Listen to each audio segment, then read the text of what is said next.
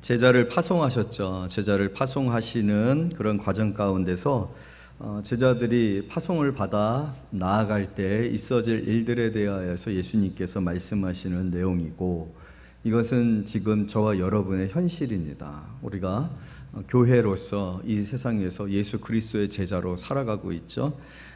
오늘 성경에서도 보게 되면 22절, 또 너희가 내 이름으로 말미암아 모든 사람에게 미움을 받을 것이나 라고 얘기를 했어요.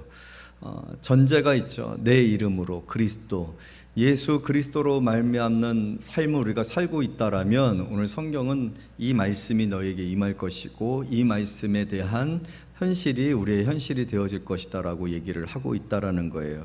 오늘 설교의 제목이 무엇입니까? 내가 양을 이리 가운데로 보낸가 같도다 라는 말씀이죠. 이 말씀을 보라라고 하시면서 시작하셨거든요. 그러니까 이 말씀은 이미지예요. 그러니까 하나님께서, 예수님께서 우리를 세상 가운데 두시고 교회로 살게 하셨을 때, 우리가 예수를 믿고 예수 그리스도의 이름으로 말미암아 살게 되어졌을 때 너희는 보라, 그러니까 보게 될 것이다. 이러한 이미지가 너희들에게 있어지고 이런 이미지와 같은 그런 상황이 우리에게 있을 것이다. 그렇게 말씀을 해주시고 계시는 거거든요. 그런데 그 이미지가 무엇이냐면 이리들 가운데 양을 보내는 것 같다. 여러분, 이리들 가운데 양을 보내면 됩니까? 안 됩니까? 안 되거든요. 이리들 가운데 양을 보낸다라는 것, 그 사실 자체가 나가서 죽으라는 얘기거든요. 결국 죽게 될 것이라는 것을 얘기하고 있고 그것을 전제에 깔고 있는 거거든요. 그러니까 고난과 핍박이 있을 것이라는 거예요. 고난과 핍박 그 자체가 우리의 현실이 되어질 것이다라고 얘기를 하고 있는 거죠. 여러분, 양 앞에 선 이리 앞에 선 양을 한번 생각을 해보세요. 참 이런 참담하고 또 어떤 이 결과에 대해서 너무 우리가 확신할 수밖에 없는 그런 상황들이 보여지고 있지 않습니까? 그것이 곧 예수께서 제자들을 보내실 때, 세상에 보내실 때 세상에 보내시는 그 예수님의 마음이에요. 예수님은 그것을 보고 있어요. 보내어지는 제자들이 예수의 이름으로 살아갈 때, 또 복음을 증거할 때, 또 선교하거나 전도하거나, 또 지금 실제적으로 저와 여러분들의 상황으로 보았을 때는 이제 우리가 교회로서 신앙생활을 하고 믿음으로 살아갈 때 예수님은 지금 보고 계시는 거거든요. 지금 단순하게 예수께서 처음으로 어떻게 보면 단기 선교를 보내고 있는 그런 상황이거든요. 예수님께서 부활하신 이후에 실제적으로 이제 선교가 시작되잖아요. 그 전에 지금 이 파송은 단기 선교에 짧게 보내어지고 경험하게 하시는 그런 시간이거든요. 그런 시간 속에서 예수님은 단순히 지금 제자들에게 있어질 상황만, 그 당시 유대 땅에서 있어질 그 상황만을 보고 계시는 것은 아니에요. 왜냐하면 오늘 이 말씀이 어디까지 가고 있느냐면 23절까지 가고 있기 때문에 그래요. 23절 말씀 다 같이 읽습니다. 시작. 너희를 박해하거든 저 동네로 피하라. 내가 진실로 너희에게 이르노니 이스라엘의 모든 동네를 다 다니지 못하여서 뭐가 오리라? 인자가 오리라 라고 얘기했어요. 인자가 오리라. 여러분, 오늘 우리가 인자가 오리라 라는 말씀 안에서 살고 있음을 믿으시기를 원합니다. 우리는 예수께서 다시 오시는 재림의 때까지 살고 있는 거예요. 그때를 바라보고 살고 있는 거예요. 그때가 반드시 있다라는 사실을 우리는 기억해야 합니다. 주님 어서 오시옵소서. 여러분, 우리의 신앙에 전망이 있어야 돼요. 그러니까 그냥 살아가는 것이 아니라 우리는 우리의 우리가 이 세상에서의 삶에 마침표가 있다는 것을 반드시 기억하셔야 돼요. 인자가 오리라. 우리는 그 안에서 살아가고 있는 거예요. 그런데 예수님께서 오늘 하시는 이 말씀은 바로 인자가 오리라까지의 말씀이에요. 단순히 단기 선교로 잠깐 파송되어진 제자들을 보고서 말씀하시는 것이 아니라 이후로 계속해서 예수 그리스도의 이름으로 말미암아 제자가 되어지고 제자로 나아가게 되어지는 오늘날 저와 여러분들까지도, 그리고 우리의 후대들까지도 우리가 죽지 아니하고 예수께서 오시는 것을 보게 되어지면 우리 후대는 없겠지만 우리의 후대까지도 전망을 하면서 예수님은 이 말씀을 하시기 때문에 이것이 단순히 12제자들에게 해당되어지는 말씀이 아니라는 거예요. 저와 여러분에게도 해당되어지는 말씀이라는 거예요. 오늘 우리의 말씀이고 우리 교회의 현실이라는 거예요. 그런데 우리 교회의 현실이 뭐예요? 이리들에게 보내어진 양과 같은 현실이라는 거예요. 그것이 실제적으로 오늘 우리가 이 세상에서 살아가고 있는 상태입니다. 그것이 우리의 실존의 내용이에요. 우리는 지금 무엇을 경험하고 있어요? 오늘 성경에 보니까 뭐라고 표현되어지고 있습니까? 17절 말씀을 보면 사람들을 상가라 그들이 너희를 공회에 넘겨주겠고 그들의 회당에서 채찍질하리라. 또 22절에 보면 너희가 내 이름으로 말하면 모든 사람에게 무엇을 받은다? 미움을 받을 것이니라. 또 23절에서 보면 이 동네에서 너희가 뭘 받으면 박해하거든. 여러분, 이 말씀들이 다 지금 실제적으로 저와 여러분들에게 일어나고 있는 말씀입니다. 그런데 목사님, 저는 평안한데요. 저는 이거하고는 상관이 없는데요. 사실 이 말씀은요, 오늘 우리나라를 떠나서 선교의 현장에 가게 되어지면 너무나도 실제적으로 매일같이 일어나고 있는 일들이 있을 수 있어요. 매일같이 죽임을 당하고 매일같이 믿음으로 사형을 당하고 사회에서 배척을 당하고 고립당하고 핍박을 당하고 정죄를 당하고 무시를 당하고 미움을 당할 수 있어요. 그리고 실제적으로 우리는 그러한 이야기들을 듣고 있어요. 그리고 우리나라도 복음이 한국에 들어오기 초기에는 실제적으로 이런 일들이 있어요. 우리는 합정동 절두산을 가지고 있단 말이에요. 예수를 믿는 사람들을 다 그 해변가에다가 몰아다 놓고서 머리를 다 쳤어요. 다 죽였어요.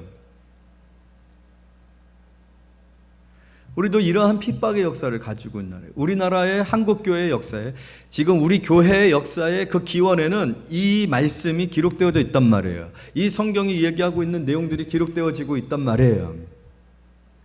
근데 문제는 왜 그때는 이러한 일들이, 그리고 선교 현장에서는 이것이 실제적으로 경험되어지고 있고 예수님께서 이렇게 말씀하셨지, 이리들 가운데 보내는 양들과 같다라는 그런 말씀을 보았고 그것이 실제적으로 나타났었는데 왜 지금 우리에게 있어서는 이러한 현실이 철감하게 또 피부로 체감되어지고 있지 아니한가? 우리는 너무 평안해요. 핍박이 없어요.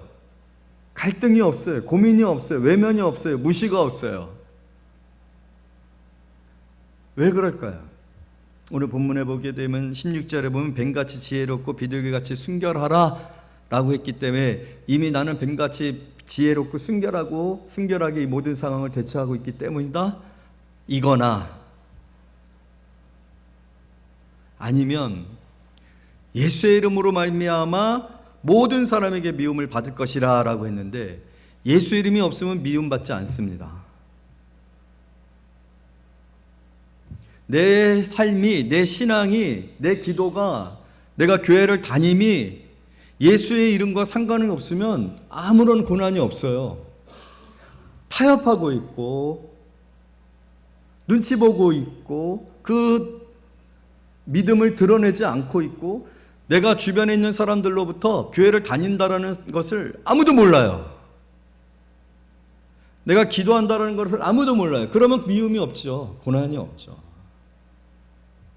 우리는 예수 그리스도를 믿음으로 말미암아 믿음으로 또 하나님의 말씀대로 순종하면서 사는 것으로 인한 손해를 보지 않으려고 해요.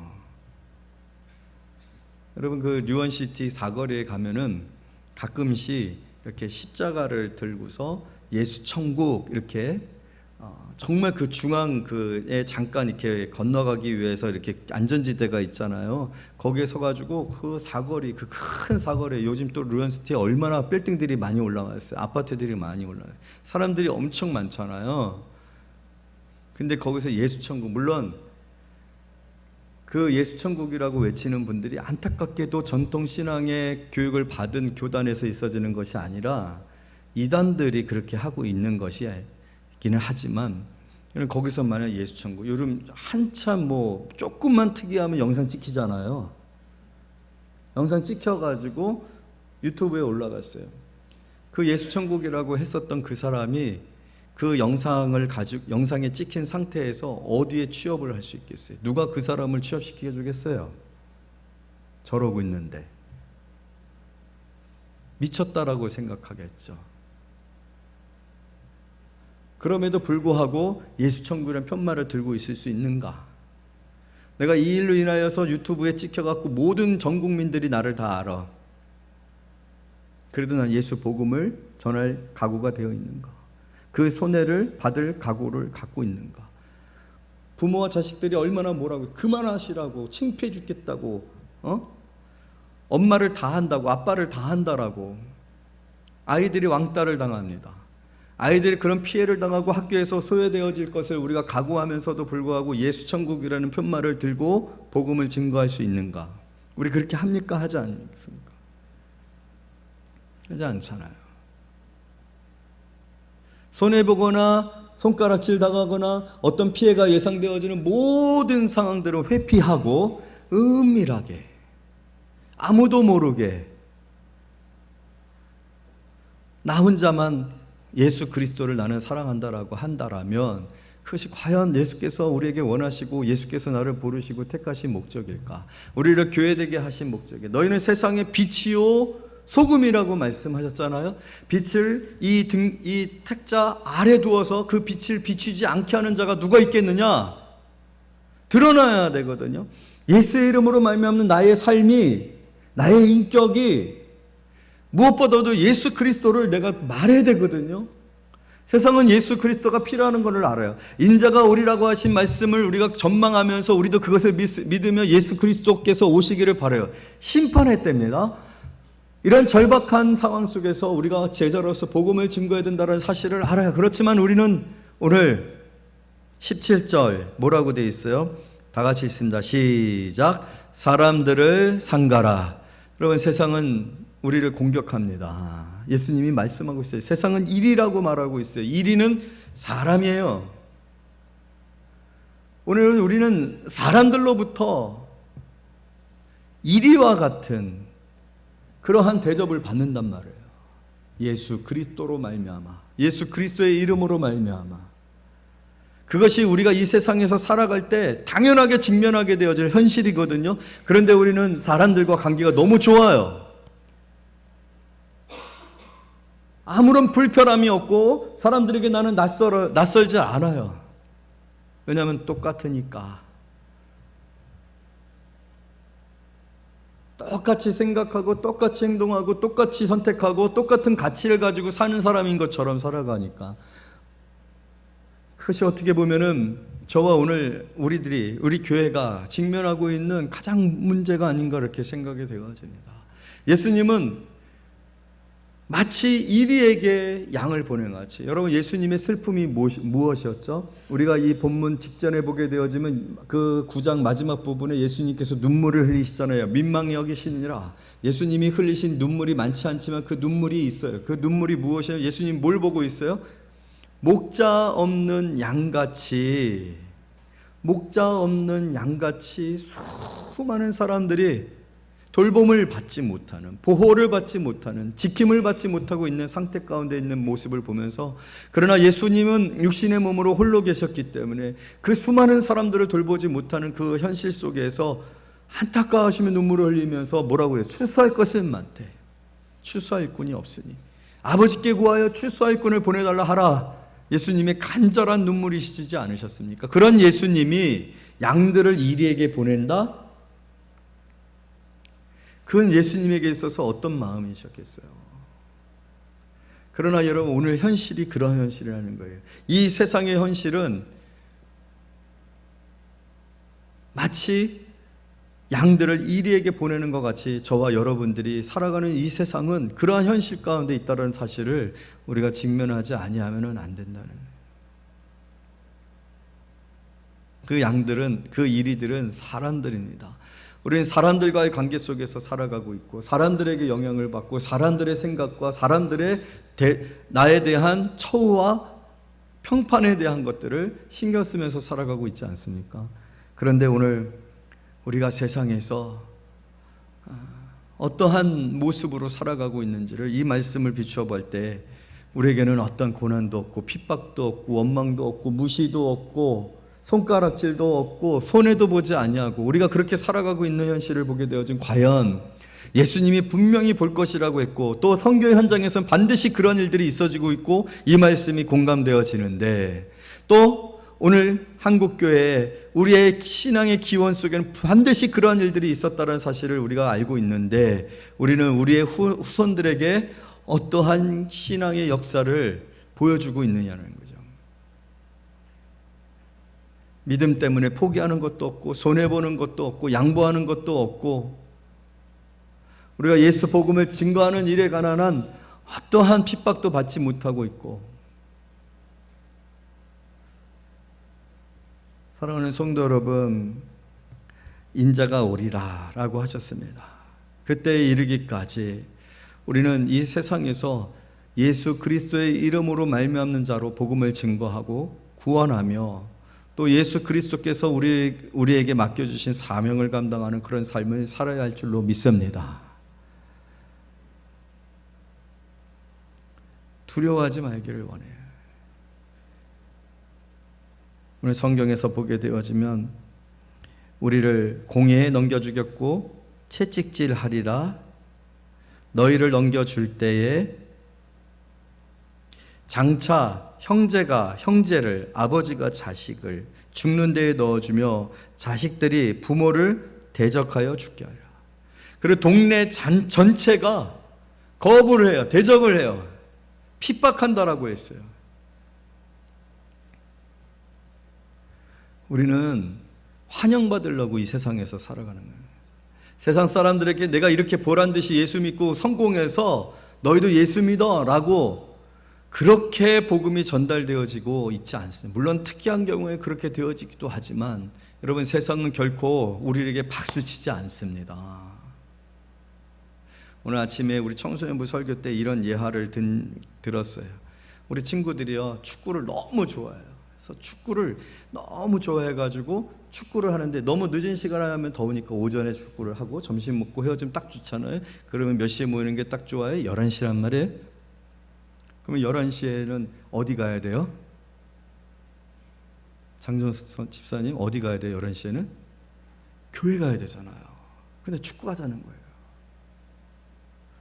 나 교회 가야 돼. 그러면 아이들이 그 친구를 어떻게 해야 합니까? 처음에는 그렇다 치더라도 점점 그 친구 이제는 연락도 안 합니다. 소외되어지는 거예요. 그런데 11시에 보강이 있어요. 보강. 다음 주에 시험이 있기 때문에. 그리고 11시에 나 보강이 있어서 학원 가야 돼서 축구 못해. 그럼 애들이 어떻게 합니까? 애들이 어떻게 받아들이? 당연히 가야 된다라고 생각을 해요. 여러분, 우리 세상에서 그러한 시험을 항상 당합니다. 오늘 가족 모임이 있어요. 가족 모임이 있어가지고 여행을 가야 돼요. 근데 나 11시에 어디 가야 된다고요? 11시에 어디 가야 돼요? 교회 가야 돼요. 너 때문에 교회 갔다 와서 11시, 12시 되고 12시 반 돼가지고 가다 오다 끝나겠다. 아침 일찍 가야 되는데 너 때문에 우리 가족이 오랜만에 아빠가 휴가를 얻어가지고 여행 가려고 하는데 여행 갈 수 있어 없어? 아이는 너무 힘든 거예요. 그런데 엄마 오늘 보강이 있어. 그래 알았어. 기특하다. 놀러 가고 싶을 텐데 공부하겠다고 하니까 그래 우리도 여행 가지 말자. 우리 아들 공부한다고 하는데 우리가 아들 공부하는 분위기 망치면 어떻게 해? 여행 취소는 당연한데 굉장히 아무것도 아닌 그런 실제적인 삶 속에서의 일이지만 실제적으로 우리가 그렇게 살려고 했을 때 사람들을 상가라. 그 사람들이 누구예요? 성경은 장차 형제가 형제를, 아버지가 자식을 죽는 데에 넣어주며 자식들이 부모를 대적하여 죽게 하래. 가족들이 핍박을 한단 말이에요. 근데 그게 싫어서, 나는 이리들 가운데 보내어지는 게 싫어서 그것을 거부하고 그것을 거부하는 것들이 익숙해져서 또 학습이 되어져서 또 그렇게 학습되어진 내용들이 또 모두에게 전염돼서 대부분의 기독교인들이 가족 모임이 제일 중요하고 가족 여행이 제일 중요하고 아이들이 성공을 위해서는 신앙을 포기하거나 양보하는 것이 당연한 것이 되어지고 있는 그 상황들을 우리는 어떻게 생각을 하죠? 예수님은 보라라고 했어요. 이리들 가운데 보내는 양과 같다. 뻔해요. 우리가 직면하게 되어질 현실은 뻔해요. 손해를 봐야 돼요. 실패할 수 있어요. 그래, 그렇게 교회 열심히 다니더니 저런 꼴이 당했구나. 그렇게 유별나더니 저렇게 가족이 깨어졌고 가족이 저렇게 힘들게 됐구나. 그게 두려운 거예요. 예수님은 그걸 보고 계셨거든요. 여러분, 우리의 신앙이 우리가 아는, 우리가 믿는 내 안에 계시는 예수 그리스도께서 우리가 살아가는 삶 가운데 함께하고 계시는데, 우리 안에 참으로 내 이 짧은 생각과 어떤 인생에 대한 전망 속에서 잠시 잠깐의 어떤 여행과 성공, 혜택을 놓칠 수가 없는 거예요. 그런데 우리 예수님은 말씀하십니다. 양들 가운데 보내는 이리와 같도다. 너희는 믿음 때문에, 신앙으로 살아가는 그런 삶 때문에 그 삶으로 인한 손해나 피해나, 때로는 이리가 양을 그대로 두겠으면 갈기갈기 찢겨지는 것 같은 핍박이 있을 수 있다는 거예요. 그러나 사랑하는 성도 여러분, 19절 다 같이 있습니다. 시작. 너희를 넘겨줄 때 어떻게 또는 무엇을 말할까 염려하지 말라. 그때 너희에게 할 말을 주시리니, 그 말은 20절 말하는 이는 너희가 아니라 너희 속에 말씀하시는 이 곧 너희 아버지의 성령이시니라. 할렐루야. 이 말씀은 무엇입니까? 그래, 너희는 무기력하다라는 거예요. 이리 앞에 선 양과 같다라는 거예요. 대적할 힘이 없어요. 우린 이길 수가 없어요. 왜? 쪽수가 안 돼요. 세상의 모든 사람들이 다 옳다라고 한단 말이에요. 근데 나 혼자 아니다라고 할 수 있습니까? 우린 절대로 이길 수가 없어요. 이 논리를 우리 스스로가 반박해서 논리적으로 이기거나 윤리적으로 이기거나 내 삶을 통해서 이길 수 있다? 불가능해요. 그러나 오늘 우리가 믿어야 할 것은 주님의 약속입니다. 무슨 약속입니까? 너희에게 할 말을 주리라. 이는 너희가 아니라 하나님의 아버지, 너희 아버지의 성령이라. 할렐루야. 너희 아버지의 성령이라. 여러분, 우리는 이것을 믿어야 할 줄로 믿습니다. 어떻게 우리가 되어질지 모르지만 염려하지 마시기를 원해요. 반드시 그것을 이겨낼 수 있는, 여러분, 어떻게 보면은 이리 앞에 선 양은 무력하죠. 하지만 우리에게도 뭐가 있어요? 양은 무기가 없어요. 이빨도 없고 다리도 숏다리여가지고 뛰지도 못해요.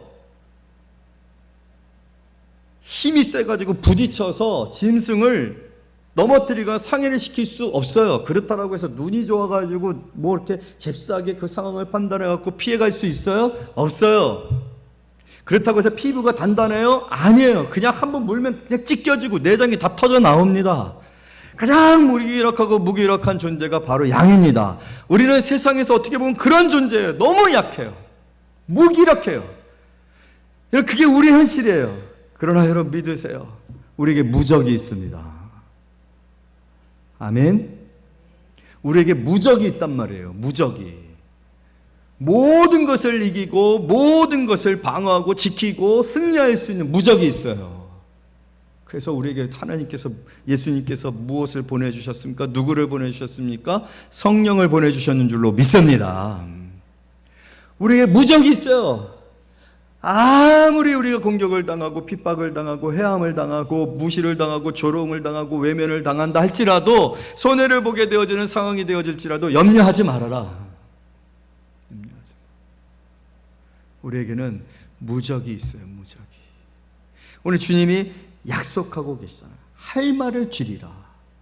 능히 감당할 수 있게 하리라고 했어요. 너희가 시험을 당할 때 두려워하지 말라고 했어요. 감당치 못할 시험은 허락지도 않는다. 여러분, 하나님께서 허락지 아니하고 계시다는 건 통제하고 계시다라는 거예요. 내 삶을 통제하고 계시다라는 거예요. 절대로 망하지 아니함을 믿으시기를 원합니다. 여러분의 자식들 절대로 안 망합니다. 승승장구한 것 같지만 어느 순간에 바람이 불어서 쓰러지고 밑바닥으로 내팽개치고 벼랑에서 떨어질 수 있지만, 믿음으로 산 자는 힘들고 꺼져가는 등불인 것 같아도 절대로 꺼지지 않습니다. 아멘.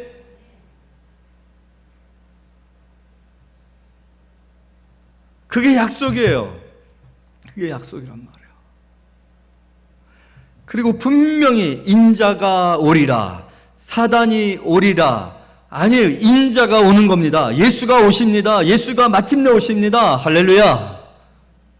우리는 그 시점을 바라보고 그 시점 안에서 살아가고 있다는 것을 여러분 믿으세요.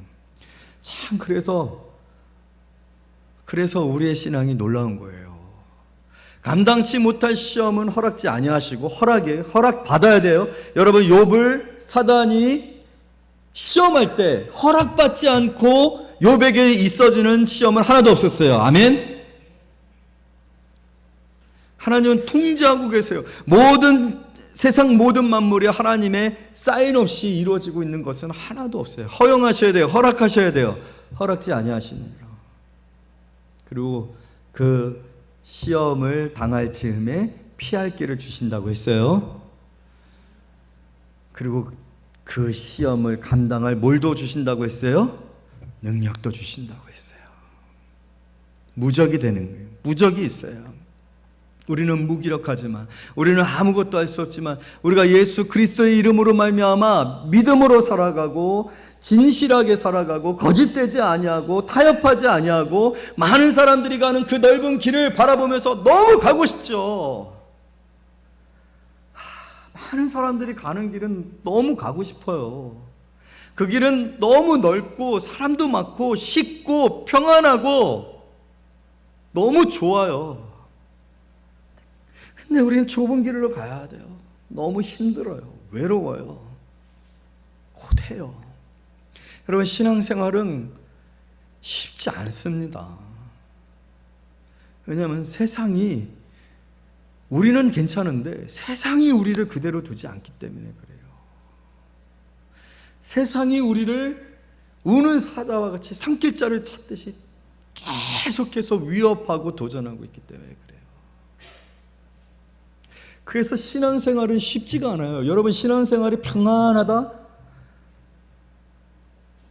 절대로 평안하지 않습니다. 그 평안은 예수 그리스도 안에서 오늘 너희 할 말을 주신다라고 하셨었던 그 무적의, 그 능력의, 그 은혜가 우리 안에 있어서 평안이 찾아오는 거지 절대로 현실은 평안하지 않습니다.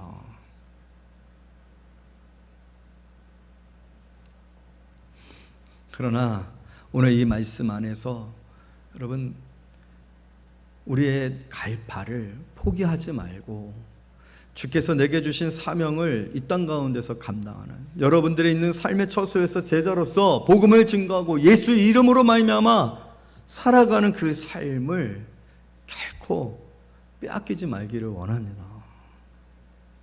두려워하지 마세요. 쉬운 길을 선택하지 마세요. 편한 길을 선택하지 마세요. 많은 사람들이 가는 길을 가려고 하지 마세요. 세상의 헛된 욕망과 욕심을 바라보며 성공을 바라보며 살아가지 마세요. 현실적으로 우리는요, 예수 그리스도를 대신해서 살아갑니다. 바울은 자신이 예수 그리스도의 남은 고난을 채우기 위해서 살아간다라고 했어요.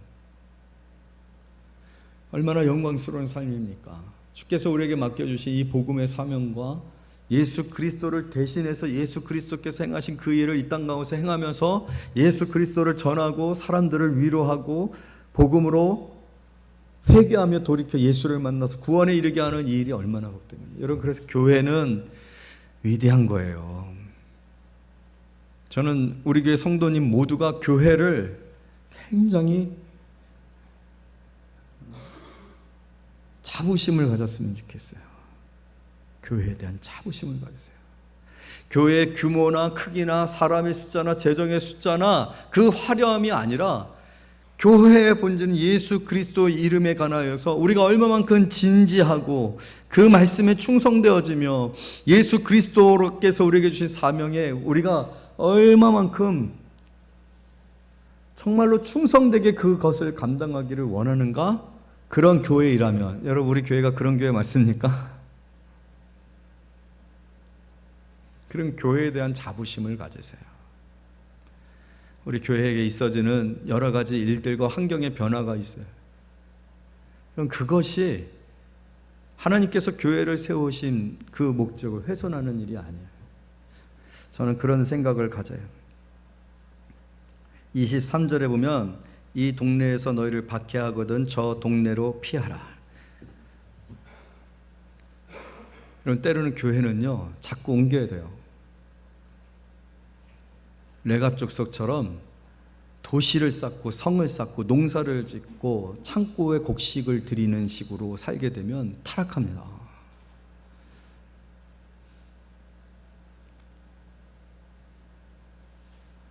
사단은 끊임없이 교회를 핍박하고 그 교회의 문을 막고 대적하고 진리를 훼손합니다. 강팍하게 하는 거죠. 하나님이 그런 필요를 따라서 정말로 구원할 영혼들이 있게 하셔야 된다라면, 여러분, 이스라엘도 진을 칠 때 어느 때는요 수년을 한 곳에서 머물게 하셨지만 어느 때는요 하루 만에 아침에 텐트 쳤는데 저녁 때 걷어라 하실 때도 있었어요. 하나님의 뜻입니다. 어떠한 일들이 우리에게 일어나든지 간에 가장 중요한 것은 오늘 우리가 제자로서 이 땅 가운데 파송을 받아서 그 파송 아래서 복음을 증거하기 위해 나아가는 것이고 예수 그리스도의 이름을 증거하기 위해 나아가는 것일진데, 그러한 일들이 있을 때 오늘 예수님이 보라 하셨던 이 일들이 있음을 우리가 아는 것, 그러나 두려워하지 말라 하신 그 말씀을 믿고 계속해서 복음을 증거하고 우리의 있는 그 자리에서 그 복음을 나누고 그 복음으로 말미암아 많은 영혼을 수용하고 함께하는 그 일에 우리 모두가 수고하고 헌신하는 일에 낙심하지 말고 최선을 다하는 그런 성도님들이 되어지시기를 말씀으로 축복합니다. 기도하겠습니다.